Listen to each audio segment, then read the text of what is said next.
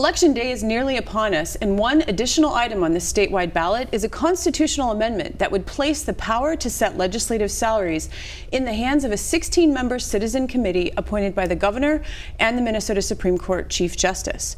Joining me in the studio to discuss the particulars of this amendment is MinnPost political reporter Briana Bierschbach. Welcome. Hey, thanks for having me. So how did this come to be on the ballot? Well, legislative pay is something that in the Constitution currently legislators have to set. So it periodically comes up at the Capitol. Legislators are currently paid $31,000 a year, about with per diem and some other things on top of that, but that hasn't been raised since 1999. It's come up in the Capitol since then, but every time people try to raise it, the idea comes back with, well, why would you raise your own pay? Why do you think you need a pay raise? Also, some people think that the act of legislators voting to raise their own pay is inherently a conflict of interest. So the discussion came up in 2013 in a DFL-controlled legislature.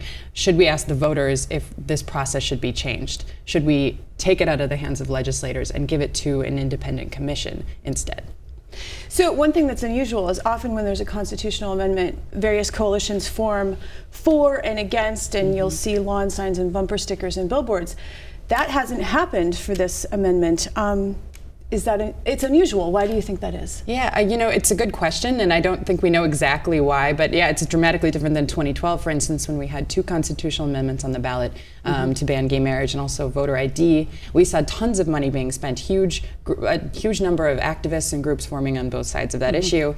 The thought is, with this issue, is that people don't necessarily want to talk about it. Even people who might oppose it and might bring it up as a issue when they knock on doors don't necessarily want to officially campaign against this, because a lot of legislators do think there needs to be a pay raise. A lot of legislators do think it is a conflict of interest, and a lot of legislators didn't necessarily oppose this when it was passed in 2013. So there might be kind of a handshake agreement behind the scenes that campaigns weren't going to form to campaign against this officially, is the thought.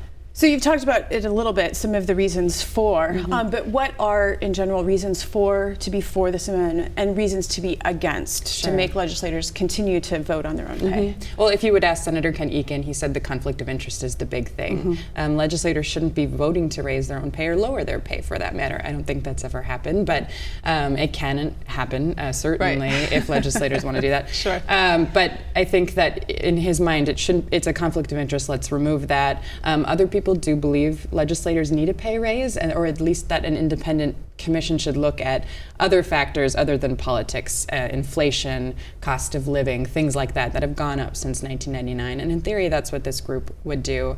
People who oppose it say that it's just going to be an automatic pay increase for legislators, and that it's been disguised as an independent commission, but really it's just to give legislators a pay boost. Others say it will bring partisanship into the process. Now, legislators are already partisan, but the members of the commission would split between the Republican and the Democratic Party, so some people oppose it on that grounds as well. And so what have other states done in terms of how they calculate what their legislators are paid? Yeah, every state does it differently. There are about 20 states that also have an independent citizens commission that does something similar to what the constitutional amendment is proposing, but they have different powers. Some can suggest pay, but then it has to go to the voters. Arizona has a system like that. So it hasn't been changed or raised in a little while because the voters get the ultimate authority.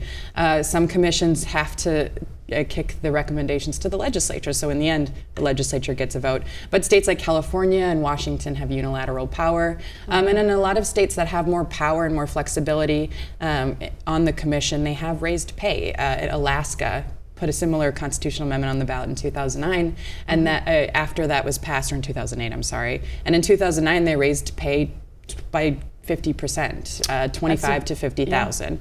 So now that is where they sit with their pay raises, but they hadn't had their pay raised in more than 20 years. So it felt like a pretty big issue in that state. And other states have done that too. Minnesota actually already has a little-known council that recommends legislator pay. What was their most recent recommendation? Yeah, it's a small group, and they don't actually have any authority to tell legislators to do this or that. They can recommend based on some of the things we talked about before, inflation, cost of living, things like that. And they recommended that legislators be paid about 30% of the governor's salary, and the governor makes about $120,000 a year, or maybe it was 33%. So that would be about $40,000, where legislators make about 31 right now. So that would be a significant It would change. be about a $10,000 pay bump, which I think some people would be a sticker shock. We don't really know what this independent commission is going to do, if they're going to start with those recommendations, if it's voted on by the voters as well, or if they'll go and start from scratch. They do also have the power to lower pay, which has been done in some states. California saw a commission lower its pay. They were being paid a lot more. Oh, that's right. I read that. There were budget cuts, and so There they were budget decided their cuts. legislature needed a pay cut as well. Yeah, they needed to feel the pain of the budget cuts Right. too. So they went down from over 100,000 their full-time legislature to I think just slightly under. Now those have been restored over the years. Michigan also saw a pay cut from its legislative pay commission. So it does happen, and it could happen in Minnesota too. And it's important to note that Minnesota is considered a part-time legislature. How many former legislators have cited salary as a reason for not continuing to serve? Sure. I mean, quite a few. I don't know an exact number, but I've talked to several over the years. Brandon Peterson, former senator from in the suburbs, and he said he had a young family. He started when he was younger, and as time went on, the pay just wasn't enough as his family grew, and he couldn't hold down or find a good enough flexible part-time job because you're in session 5 months of the year, Right. and after that you're campaigning or you're doing constituent services. It's just not a flexible enough job. Another House Representative, Larry Hosh, told me that he also had to, because of family and the distance and the pay, had to find a different job. One last thing.